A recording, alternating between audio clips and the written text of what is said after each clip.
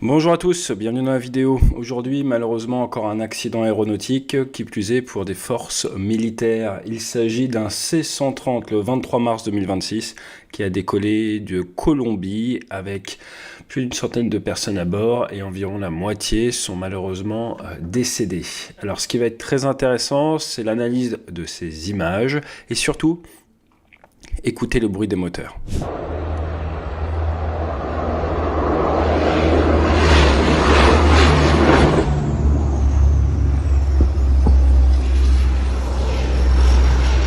¡Ay, se cayó!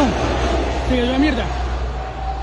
Comme vous le savez, l'enquête va être longue, elle va sûrement durer plusieurs années, mais le C-130 est un aéronef qui est plus que connu, hein. Donc on a quelque chose là, celui-là il a 42 ans, il a été construit en 1984, et des raisons pour lesquelles vous vous retrouvez à avoir une perte de puissance au décollage, il n'y en a pas des millions. Alors ce que je vous propose dans cette vidéo, c'est d'essayer de voir ce que ces images nous permettent de mieux comprendre sur cet événement, et d'en profiter pour un petit peu mieux comprendre ce qui se passe en Colombie. Allez, jingle. Roger, ball.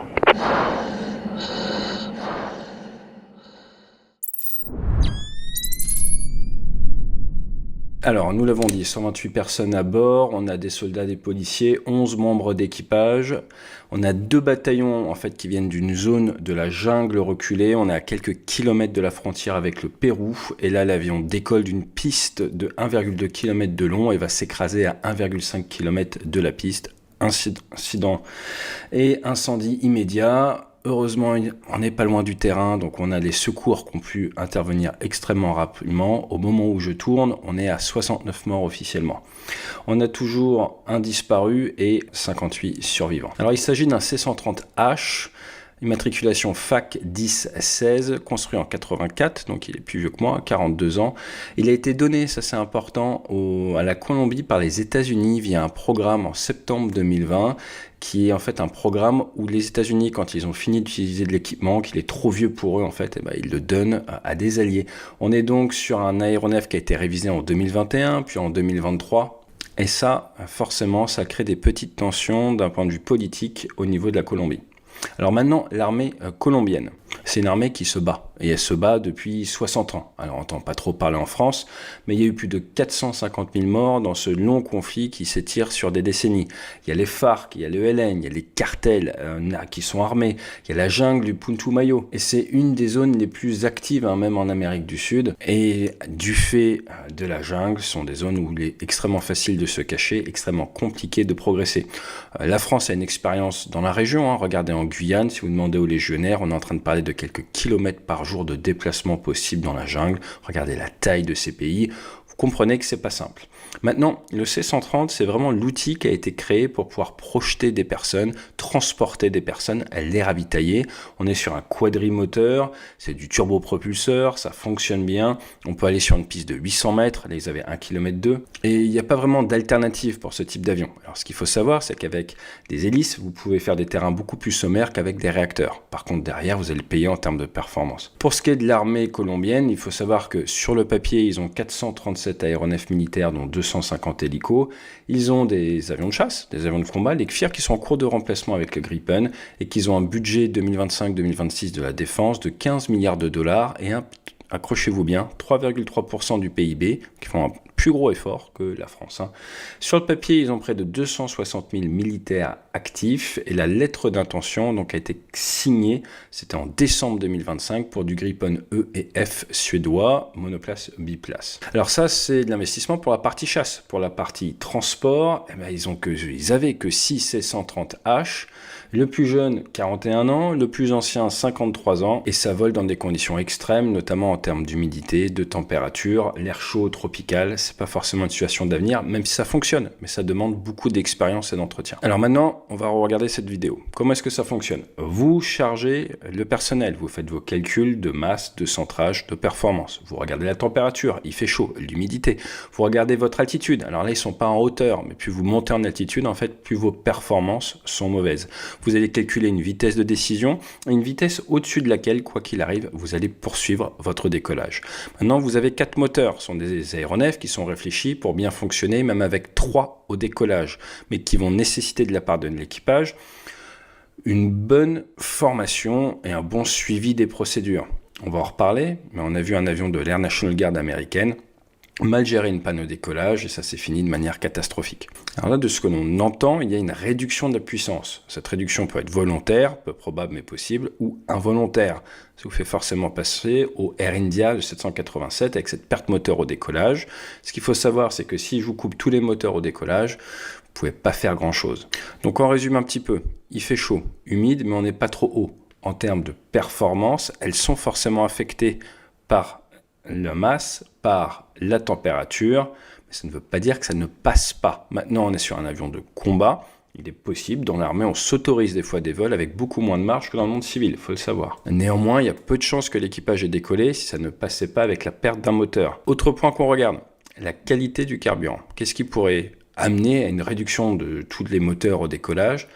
Un souci au niveau du carburant, donc la qualité du carburant qui peut être contaminé, qui peut être mal filtré. Alors, la combustion peut se dégrader, le moteur peut continuer à tourner, mais vous pouvez avoir une moins bonne performance. Il faut quand même savoir qu'il faut acheminer le carburant dans les zones d'Amazonie reculées.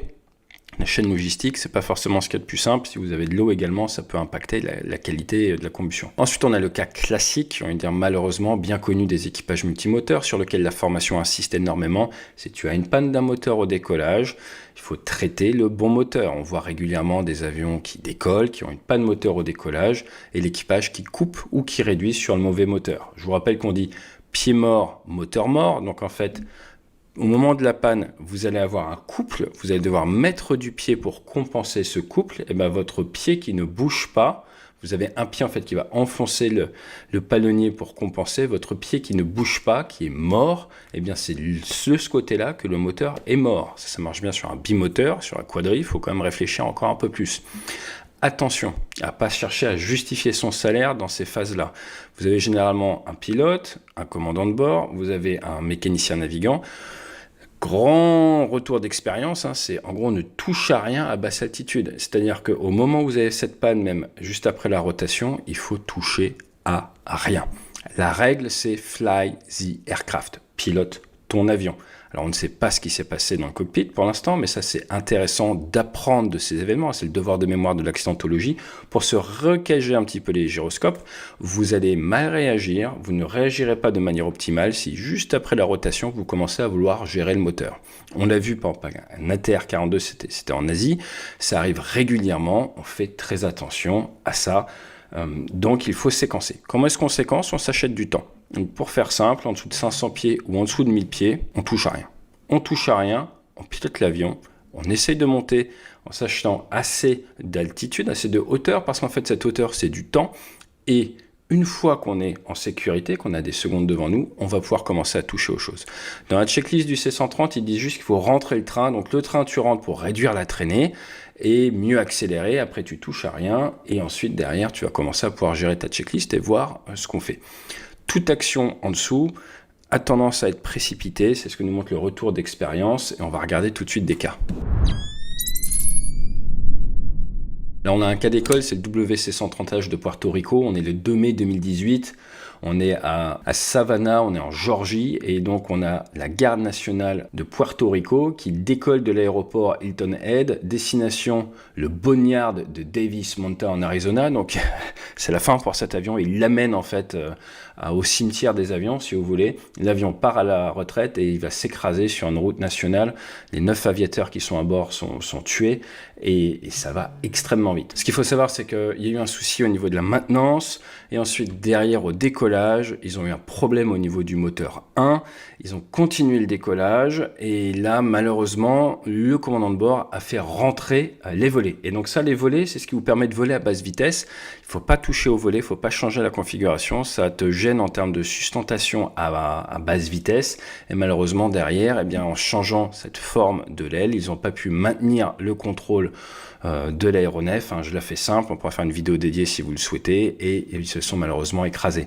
Donc ce que ça a mis en avant, c'est un problème de culture dans l'unité, de normalisation de la déviance. Notre pilote, il avait 3500 heures de vol sur ses 130, énormément d'expérience, et pourtant, vous voyez, il n'a pas bien réagi dans les secondes qui ont suivi. Donc malheureusement, l'expérience ne te protège pas forcément dans l'aérien, même ça fait pas plaisir, ça fait 26 années que je vole, il faut faire très attention, s'acheter du temps, et toujours se méfier de soi, et ne pas vouloir justifier son salaire, ne pas confondre vitesse et précipitation. En dessous de 500 pieds ou 1000 pieds, fly the aircraft et fais avec ce que tu as. Pourquoi? Parce que même si on te coupe tous les moteurs, de toute façon, il va falloir piloter la trajectoire de la manière la plus optimale possible pour minimiser l'impact lors du crash et le vario. Et là, il y a un point très intéressant. Le point qui est très intéressant, c'est qu'il y a 58 survivants en Colombie. Et ça, je pense qu'il faut insister dessus. On a vu cette semaine, malheureusement, avec le crash de Jazz, que l'équipage est décédé en essayant de sauver tout le monde derrière, en freinant. Si vous avez peur en avion ou autre, soyez convaincus que les pilotes sont sélectionnés, l'état d'esprit, la culture, que ce soit dans l'armée ou dans le civil, c'est la sécurité. Et ils vont tout faire, même si ça leur coûte la vie, pour vous sauver. À partir de là, on ne se retrouve pas avec 58 survivants sur un crash de C-130 au décollage à 1,5 km de la piste par hasard. Donc il y a eu un problème au niveau de la poussée, enfin au niveau de la puissance, et ils ont réussi à amoindrir le choc. On voit que l'avion est légèrement incliné, mais quelqu'un a piloté l'avion jusqu'au bout et c'est ce qui permet ces 58 survivants.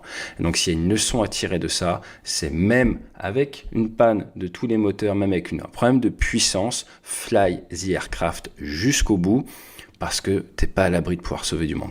Dans l'aéronaval, je suis très posé pas cassé en ce moment, mais dans l'aéronaval, quand vous préparez des petits goodies aussi, c'est plein gaz, mais il y a une autre phrase, c'est jusqu'au bout. L'appontage, c'est jusqu'au bout. C'est-à-dire que tant que tu n'as pas touché le sol, tant que tu n'as pas touché le pont, tu peux encore avoir un impact. Et c'est ça l'état d'esprit du commandant de bord, et c'est ça que je voudrais mettre en avant sur cette vidéo.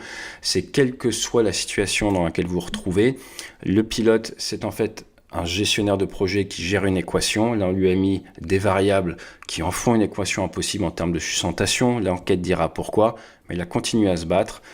Il a fait preuve de résilience. Il s'est dit, je vais faire au mieux, c'est ma responsabilité. Je me suis porté volontaire pour être pilote dans l'armée colombienne. Je vais m'occuper de mes passagers, leur donner un maximum de chances de survie. Et c'est ce qu'il a fait. Et c'est exactement ce qu'on attend de nos équipages. Maintenant, l'enquête dira si ça vient du matériel, si ça vient de la maintenance, si ça vient du pétrole. Mais n'oubliez pas que derrière le hublot, qu'au niveau des sièges, il y a des personnes qui font tout pour que ça se passe bien. Et même si on leur donne une équation impossible, ils vont se battre jusqu'au bout. En définitive, les 7 gros points qu'on peut sortir de tout ça. En 1, c'est le côté performance, toujours être méfiant quand il fait chaud. Le deuxième, on a vu carburant, pas de moteur, attention de ne pas toucher à la configuration.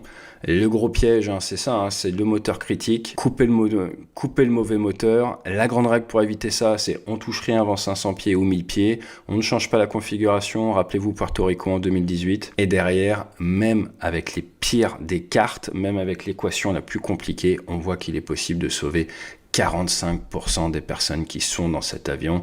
Je ne sais pas au moment où je tourne si l'équipage est sauf ou pas. Il y a quand même des gros doutes sur le sujet, mais ils ont sauvé 45%. Et l'histoire de l'aérien est pleine de moments comme ça où l'équipage a réussi à faire avec de mauvaises cartes, que ce soit Air Transat, que ce soit des soucis de contrôlabilité. Vous pouvez toujours faire une différence quand vous êtes dans le cockpit. En définitive, et ça c'est plus d'un point de vue politique, on verra si récupérer des vieux C-130 c'est une situation d'avenir ou pas, mais à l'heure actuelle, on ne dispose pas de toutes les infos. J'espère que cette vidéo vous aura permis d'y voir un petit peu plus clair sur ça. On entend clairement cette réduction de puissance. Encore une fois, il y a 4 moteurs, donc c'est pas banal. J'ai hâte de connaître le compte-rendu. Il sortira dans plusieurs mois, si ce n'est plusieurs années, mais n'hésitez pas à vous abonner, on en reparlera sur la chaîne. D'ici là, à très vite, on a pas mal de vidéos, pas mal d'actualités. En ce moment, on va parler également des No Boots on the Ground pour l'Iran. Mais par contre, on peut dire qu'il y a de la Boots on the Ground en Irak, et ça, on voit des images assez incroyables avec des drones qui tapent des hélicoptères sur des bases américaines en Irak et également des radars. Donc on voit qu'en termes de retour d'expérience, en termes de sentiment de supériorité, on en parle, c'est un de nos gros sujets sur cette chaîne depuis plusieurs années. Les pays de l'Ouest ont quand même oublié certaines notions de débriefing ou d'humilité. On en reparlera. Je vous dis à très vite sur la chaîne, pourquoi pas en intervention dans vos entreprises. On parle de culture de transformation et surtout, on a le livre qui va sortir sur au-delà du leadership. Ce que toutes les entreprises oublient, c'est là typiquement ce qu'on a vu dans le cockpit. Il y a un commandant de bord, mais il y a un équipage derrière qui a essayé de faire ce qui était juste. Et pour ça, dans l'aérien, on intellectualise, on forme, on amène nos copilotes, nos équipiers à être les meilleurs professionnels possibles. Et c'est pas forcément dans la culture au-delà du cockpit, c'est ce qu'on essaye de faire à l'heure actuelle avec Débrief. Je vous dis à très vite et fly safe.